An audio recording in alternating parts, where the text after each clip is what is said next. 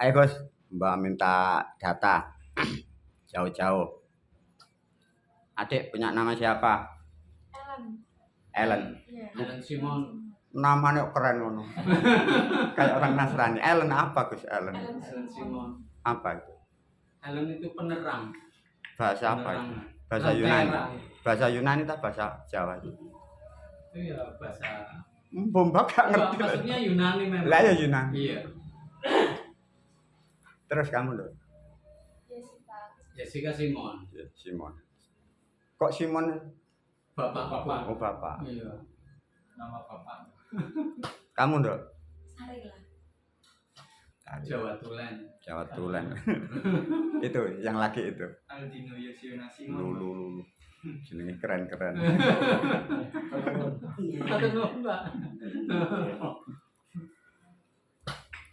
Ayo bismillah, sudah jauh-jauh dari Jawa Barat, Jawa Tengah nyari Mbah ketemu.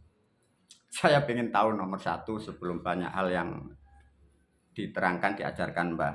Dari Nyong dulu. Nyong Mbah ini membuat aturan itu, Mbah tidak ingin punya murid itu banyak. Sehingga sampai masuk ke Mbah ini jaringan padat, tidak semua orang bisa masuk. Satu terutama tentang ekonomi, maka siapa yang ikuti mau masuk ke jalur Mbah, paham maksudnya, diproteksi dengan disuruh bayar itu. Pahamnya? Paham. Mana secara sistem memang tak pageri ya.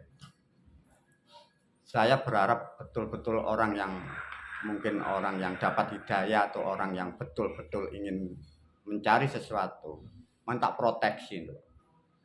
Mana gak temen ndak bisa masuk ke saya. Mana Mbak ingin tahu Nyong. Kamu jauh-jauh sampai kamu mengeluarkan tenaga, mungkin juga yang jelas pasti sarana, juga uang. Motivasimu nyariin Mbah apa sih? Nyari Mbah karena pengen satu menyempurnakan ilmu. Menyempurnakan. Bukan menyempurnakan, menambah ilmu Mbah. Nambah ilmu. Dan saya merasa kekurangan, mungkin kekurangan saya pasti di Mbah lebih banyak dan bisa memenuhi semua kekurangan saya Mbah. Jadi motivasinya ingin nambah ilmu. Terus kamu nekat. Kamu kan udah dikasih tahu Mbah. Ngikut Mbah bayar mahal. Kamu jual kambing atau ngutang BRI? Tanya lagi. Masalah utang BRI sih ada utang BRI. Cuman bukan karena utang BRI gara-gara Mbah. Enggak, makanya murid Mbah ini banyak. Ada yang mau di BA itu, ada yang jual kambing, ada yang gade HP, ada yang ngutang di bank ini celurut, bank detail, macam-macam. Kemarin pas kesini kan, kalau dapat arisan saya ke Mbak, nyatanya dapat. Sudah, motivasinya berharap mencari ilmu yang bermanfaat. Manfaat buat keluarga saya, terutama untuk saya sendiri dan keluarga. Terus jadi yang lebih dewasa, kamu sudah banyak perjalanan kehidupan, ngatur anak-anak, keluarga. Kamu lah secara usia sudah keluarga, sudah cukup ya. Terus nyari Mbah, motivasimu apa? Yang pertama itu karena aku punya keluarga, aku punya keturunan. Sudah menjadi kodrat manusia, mungkin itu manusiawi. Semua yang ditakutin hanya mati dan miskin saja. Iya. Terus di sana-sana apa enggak ada pilihan? Ada di Indonesia paling tidak itu 6 keyakinan atau agama yang dipercaya banyak orang. Di sana-sana dukun, kiai, ulama, paranormal, orang yang sakti banyak. Kok kamu nyariin Mbah ini loh? Ya, karena sepanjang kehidupan saya memang sudah istilahnya melanglang buana mencari guru. Lah iya kok bisa tambah cari Mbah ini kan gila. Betul sekali, makanya ini begitu kenal seakan-akan inilah kelanjutan ilmuku yang belum tuntas. Ilmu yang selama ini aku cari ini yang belum tuntas. Itu ya. Jadi pertama aku harus memenuhi kebutuhan keluarga. Iya. Biar jadi orang kaya, kaya dalam artian harta benda. Iya. Yang kedua secara keilmuan, aku hanya menyambung keilmuanku yang belum tuntas. Yang belum selesai. Untuk menyempurnakannya. Karena aku sangat yakin dengan pakem dari ilmu yang aku pegang dari kecil. Ya, Jadi seakan-akan itu memang berurutan. berurutan. Dari nomor 1 harus ada angka 2, dari angka 2 ada angka 3. Terus Itu ya. inilah kelanjutannya. Dulu guru-guruku hanya memberikan istilahnya dari jalur rasa saja. Rasa paling tinggi itu pun rasa dan warna ataupun sinar. Tapi dalam kali ini Mbak berani menggelar yang namanya media Iya. dengan uber rampai apapun itu bentuknya. Gitu. Jadi mungkin inilah kelanjutannya. Dari jalur semua hampir sama, tatanannya hampir sama semua. Terus juga anak-anak. Sekarang di Indonesia aja ya, kira-kira paham enggak ya? Jumlah penduduk sekarang berapa, Nduk? Ngikutin enggak? Jumlah kurang lebih berapa? Kurang lebih aja. Kurang lebih. Nah, berapa juta? Nggak perlu ngikutin nggak? Ayo enggak, coba ngarang aja. Si anak-anak. Berapa? 10 biji ngono ta. Itu keluarga kamu. Pira, Nduk? Enggak tahu. 300. Tanya. Berapa, Nduk? 80 juta. Itu lagu 180. Itu lagunya Roma. 280. Sekarang Berapa, Nduk? Enggak anak-anak. Makanya gini, kamu kan berada di Indonesia, minimal kamu harus tahu global namanya. Se-Indonesia ini berapa sih manusianya? Nah, meskipun enggak tahu, sedikit tahu. Karena apa? Kamu berada di Indonesia. Kalau rakyatnya, kalian enggak mau peduli. Negaramu rusak, ditipu orang enggak tahu, mana saudaramu enggak tahu, mana musuhmu enggak tahu, karena kamu enggak punya data. Iya. Sama di rumah tangga, mana bapakmu, mana ibumu, kalian enggak tahu. Kan ribet aja. Maka kamu mulai dini dilatih sama Mbak. Kadang-kadang diikuti media. Oh, jumlah penduduk di Indonesia kurang lebih sekarang 285 juta. Terus banyak orang-orang semua meyakini dan semua pasti akan mati. Dari kematian itu manusia akan memilih agama untuk di Indonesia. Ya, dari agama itu seakan-akan manusia itu memasrahkan hidupnya kepada agama A, agama B. Di situ ada Tuhannya, ada nabinya, ada rasulnya. Iya. Mbak ingin bertanya kepada yang muda-muda. Kira-kira kalau ada manusia percaya dengan agama tertentu, agama apapun, ada nabinya ya? Ada enggak ya? Kira-kira nabinya itu bisa dipercaya atau enggak? Pernah berpikir seperti itu enggak? Ya enggak kamu. Dicek aja.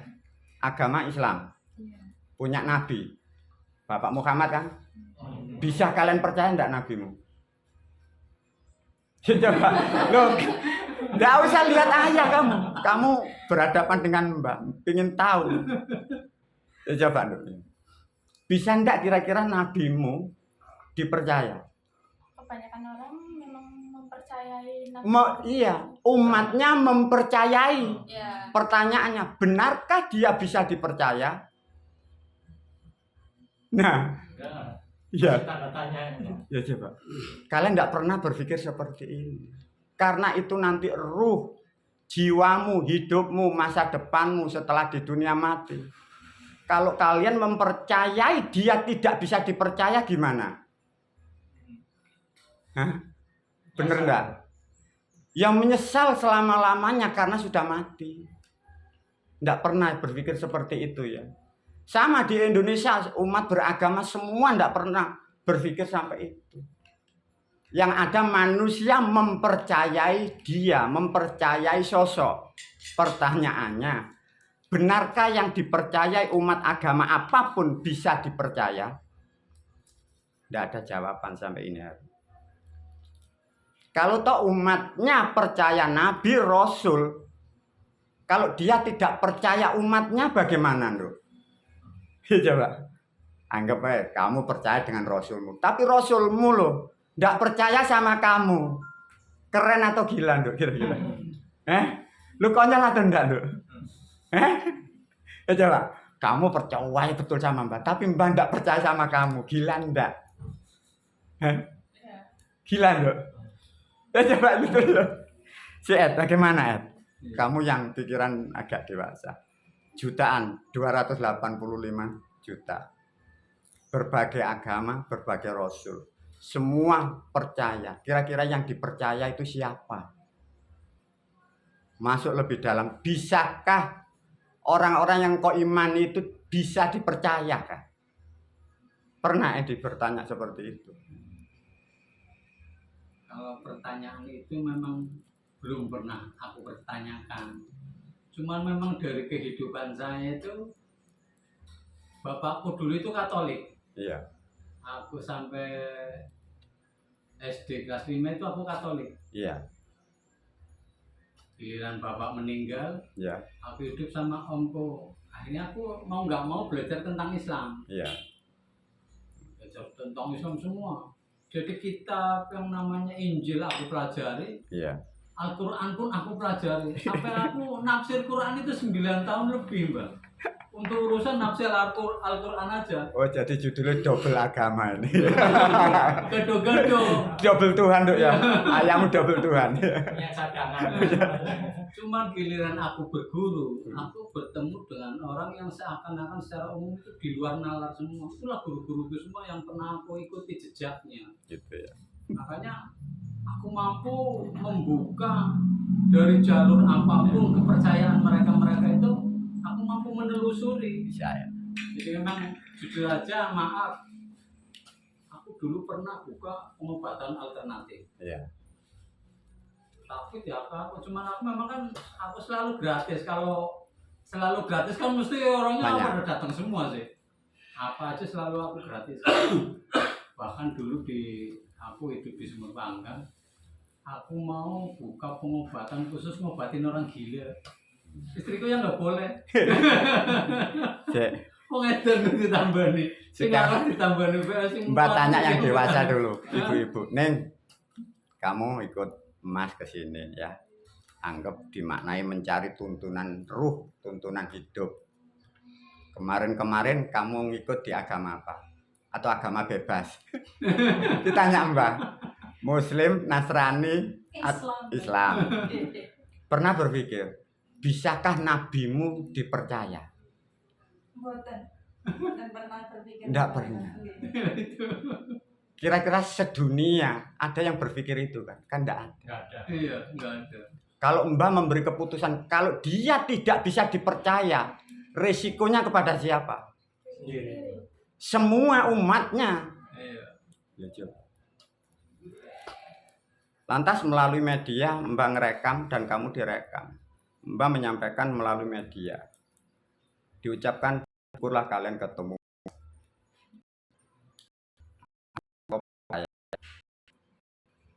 Kalian harus pegang sampai akhir zaman. Jadi kalian telah mencari, kalian harus bersyukur. Yang percaya bertanggung jawab mau dididik sampai di alam selama. Satu-satunya manusia yang bertanggung jawab di dunia, Mbak. Karena di depan dan umat tidak ada lagi. Tetap saya harus menyampaikan. Inti aku membimbing bina kepada urusan dan kelak kepada umat-umat. Totalitas semua Mbak yang bertanggung jawab. Tinggal kalian lakukan agar hidupmu damai, selamat, sudah berjangan. Itu kalian harus sudah. Makanya kalau kamu Edi ingin cari guru, sudah tidak ada guru lagi. Sudah close ketemu Mbah. Lah nanti pendidikan Berarti guru yang terakhir ya Mbak? ya sudah tidak ada. Udah mentok maksimal. Semoga semua terjawab. Terus tinggal nanti arah pendidikan gini Ed. Mbah meluruskan ya. Kurang lebih adanya peradaban. Kalau ngomong anggapnya peradaban mulai Injil kan 2024.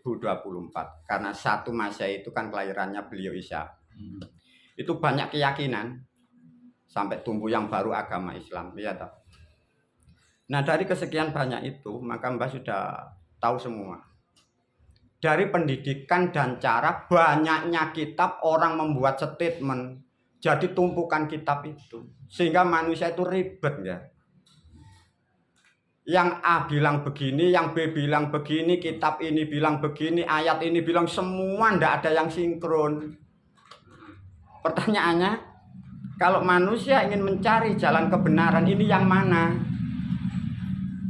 Iya toh. Sedangkan hakikatnya hidup ini mudah. Ini anak-anak dipahami Nduk ya. Sebenarnya hidup itu mudah. Mengapa jadi sulit, Mbak? Banyaknya orang-orang dulu bikin kitab, Nduk. Lah manusia kadang kamu nggak ngerti, kadang kalian meyakini, kok kira kitab ini dari Tuhan, dipastikan oleh Mbak, bukan dari Tuhan, itu orang-orang dulu membuat semaunya dia. Bisa dipahami? Maka kamu ketemu Mbak dididik dengan cara yang sangat mudah, tidak ribet. Yang penting selamat di dunia wal akhirah. Makanya nanti pendidikan Mbak tidak banyak, tidak seperti yang digambarkan manusia. Ya mungkin juga tidak seperti yang kalian gambarkan. Nanti yang begini, yang harus enggak. Hidup ini simple. Ya. Mana nanti kalau udah ketemu Allah cuman gini. Oh begini. Udah poinnya di situ. Anak-anak yang muda harus tahu ya. Pahami anak-anak, kalian ke depan mengarungi kehidupan yang panjang. Nanti akan membentuk keluarga. Pahami. Kehidupan adalah mudah. Artinya kalian harus cari ilmu yang memudahkan hidupmu, dipahamkan. Ya, ilmu sadar, ilmu tahu, ilmu agama, ilmu apapun. Diingat ilmu tujuannya turun di dunia untuk mempermudah hidup makanya. Kalian ikut ilmu Mbak Susi, ilmu murni tidak bisa ditelan. Itu bukan ilmu, itu namanya dogma atau penjajahan. Dipahami Dok? Ke depan hati-hati kalau ketemu siapapun, bahasanya kamu tidak paham, maksudnya tidak paham, tujuannya tidak paham, kalian lakukan tidak ada manfaatnya di ideal. Itu bukan ilmu. Tahu Dok? Dogma itu perbudak otak. Manusia itu mengikuti si guru itu. Jadi ilmunya tidak manfaat, hidupnya tambah susah. Nah, kira-kira dari yang tua Ibu, Nduk dipahami ya, ini nanti Mas karena keluargamu nanti dididik Mbah. Artinya sudah dipastikan kalian nanti dididik Mbah, kalian harus minimal hidupmu lebih mudah daripada kemarin, hidupmu lebih bahagia daripada kemarin. Kalau kamu besok lebih susah, Mbah yang bertanggung jawab, Mbah yang salah namanya itu. Karena rumus ilmu tadi apa nomor 1? Mempermudah kehidupan. Untuk mempermudah mengatasi kebutuhan. Jadi paham? Berapa orang di dunia, di Indonesia, di Jawa, katanya ilmu tumpu ondong, guru nih sewu, ngatur rumah tangga sulit, mencari nafkah, utang ke sana kemari, katanya sudah di punden, di gunung, di gua, sudah bertapa, ya toh? Terjadi enggak di dunia? Kira-kira ini yang salah Tuhannya atau muridnya atau gurunya, ataukah itu bukan ilmu tapi diyakini sebagai ilmu? Maka itu bukan ilmu. Orang dulu ngarang. Berarti karangannya yang salah ya, Mbak? Lah, orang ngarang salah karena dia dipercayai dari yang mengikuti. Maka tadi rumusnya hati-hati. Benarkah sosok itu bisa kalian percaya? Dan maukah dia bertanggung jawab dari siapapun yang mempercayainya? Sama kelak kalian kalau sudah dididik Mbah, Edi, Nyong barang. Kalau kalian sudah dipercaya siapapun, kalian harus berani dan mampu bertanggung jawab sampai dimanapun. Kalau tidak berani, jangan sekali-kali mengaku jadi guru, jangan sekali-kali menuntun roh manusia. Yang menuntun susah, yang dituntun celaka. Karena roh itu satu-satunya yang dimiliki manusia. Nilai tertinggi manusia itu roh, Nduk, diingat-ingat ya. Mana roh ini tidak boleh disakiti, roh harus dicerahkan. Itu ke depan, terutama Edi yang pengalamannya banyak, roh ini. Sudah poinnya, mencari ilmu, menyempurnakan kehidupannya. Terus jangan sampai salah, ini banyak murid santri salah memahami. Ibu-ibu diingat ini ya. Banyak anak-anak mencari Mbah, Seakan-akan kalau ketemu Mbak ini nanti cepet kaya. Angan-angannya gitu ya Mbak. Itu boleh Nduk dikasih tahu ya biar enggak salah. Tatkala manusia ini kamu Nduk ya yang muda-muda kamu. Kalau manusia kalian mencari ilmu ingin kaya, hidup malah susah. Karena kaya itu enggak ada batasnya. Maka kamu kalau mencari ilmu, niatnya kamu mencari pengetahuan agar hidupmu lebih mudah. Kalau setelah punya ilmu, hidupmu mudah. Kehidupanmu seperti tanaman, makin hari makin subur. Tanpa minta kepada Tuhan, hidupmu mulia. Maka orang niat mencari ilmu, ingin cepat kaya, itu sudah salah. Dan itu tak akan pernah mendapatkan. Bisa dipahami anak-anak ya. Ini ke depan kalau cari ilmu jangan saya ingin kaya. Salah. Itu malah miskin. Kenapa? Salah. Tapi kalau kalian mencari ilmu agar kalian hidupmu mudah, ini akan mendapatkan kemudahan. Dengan mudah per hari, makin hari seperti tanaman. Kira-kira makin tahun tanaman itu gimana Nduk? Kalau hidupnya mudah, tanaman ini subur. Tanamannya sehat, ekonomi sehat, buahnya gimana? Banyak. Makanya hati-hati tentang ilmu tidak ada hubungannya dengan kekayaan. Dipahami ya. Tapi ada syarat satu yang kalian harus pahami. Semua pada hakikatnya ingin kaya. Tidak bisa dipungkiri oleh manusia. Ini anak-anak dikasih tahu. Nduk, kuwabe kepingin sugih. Ya. Kira-kira syarat sing pokok untuk menjadi kaya itu apa, Ton? Rajin. Iya. Itu ada orang itu, ada yang rajin pagi dia ke pabrik ya, pulang malam tuh rajin. Ya kemarin rajin, nggak punya apa dia. Jatuh tehnya numpuk. Salah tuh benar jawabanmu. Salah. Dikasih global, jawaban global tuh. Semua pada akhirnya ingin kaya. Tapi kalau ingin kaya atau sukses, pahami satu. Syaratnya kalian harus tahu. Syarat orang sukses, syarat orang kaya itu selamat dulu. Coba, kalau orang itu tidak selamat, Nduk, bisa kaya enggak? Baru dapat gajian pulang kena tubruk mobil. Dapat gajian di jalan uangnya jatuh. Bisa kaya enggak? Apa kesimpulannya? Untuk sukses, untuk kaya nomor satu harus apa? Nah, baru lebih dalam. Selamat itu bagaimana? Maka carilah dan jalankan namanya ilmu selamat. Nek buyut-buyut ya di wong Jawa biyen gak ngarani ilmu Islam ya. Ngarani ilmu selamat menjadi berubah menjadi bahasa ilmu Islam itu. Kalau tiap hari manusia ini dalam keselamatan, otomatis makin hari makin tahun. Dengan sendirinya kaya enggak? Kalau selamat setiap saat. Bekerja selamat, dagang selamat, nabung selamat. Orang lain susah, kita terselamatkan. Sukses enggak?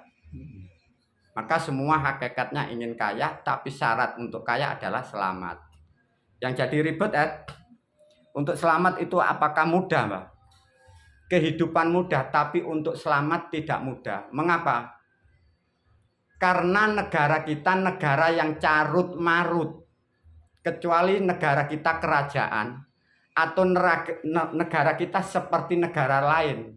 Orangnya yang saling menyayangi, yang saling mengasihi. Negaramu di Indonesia saling bermusuhan. Maka ribetnya menjalankan ilmu di Indonesia seperti itu. Ingin sukses di Indonesia sulit. Kenapa? Kanan kiri ini orang ini kelakuannya buruk. Dari apa? Satu, beda agama, beda keyakinan. Bisa dipahami kira-kira? Terjadi enggak Nduk ini di negara kita? Yang satu merasa benar, yang lain disalahkan. Terus kira-kira kalau di sosial bermusuhan enggak? Musuh. Lah kira-kira untuk mencari kekayaan atau mengembangkan ekonomi susah enggak kalau keadaan negara kita seperti itu? Nah, untuk menanggulangi itu makanya kita harus mencari namanya ilmu selamat, namanya proteksi. Enggak usah ngel-ngel. Kalian pedagang. Pribumi aja yang serik hati gimana? Anak-anak tahu ndak? Namanya tenun, santet, guna-guna. Orang dagang itu bermusuhan di Jawa. Anak-anak tahu ndak hal-hal ini? Tahu. Nah coba, watak pribumi kita ini buruk lah. Kira-kira bisa kaya atau sulit untuk mencari kekayaan di Indonesia? Begitu ada yang sukses, ada yang dukunin, ada yang lemparin benda. Belum lagi yang fitnah, iya toh? Kira-kira di Indonesia ingin kaya sulit atau enggak, Dok? Sulit, karena apa? Terlalu banyak yang buruk. Paham ya? Maka untuk menghindari itu apa tadi solusinya? Ilmu. Nanti banyak hal diajarin, Mbak. Ilmu untuk memproteksi keluarga, memproteksi dagangan. Diajarin.